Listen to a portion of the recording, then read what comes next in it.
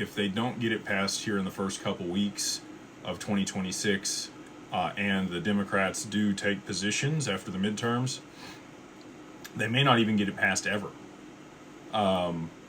which I don't like. You know, we want a level playing field. We want the technologies to compete with one another and provide the best solutions in an open, decentralized market. I obviously have biases, and I think XRP is going to do really well, irrespective, because it already has clarity because of the lawsuit here in the U.S. And I do think it's uniquely positioned to appreciate and be used prior to the Clarity Act being passed, which I've stated multiple times, and I do think will likely happen. So we'll have to see.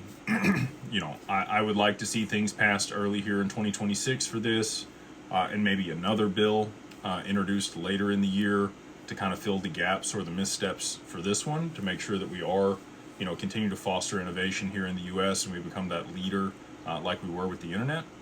But what it really boils down to is these next 12 days. So we'll see. You know, the original markup was supposed to be tomorrow.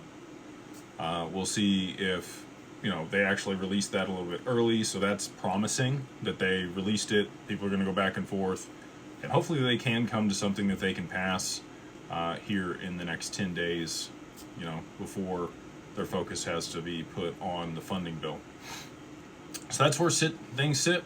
We'll go ahead and get into the Q&A tonight. Again, appreciate you guys taking time out of your schedule to come hang out with me and ask great questions. We've got a lot of good people over here on YouTube and people on TikTok asking questions as well.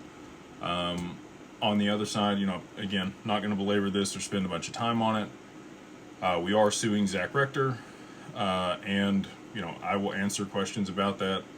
I don't want it to be consuming or take a bunch of time here, but if people do pay and ask questions, I will answer those.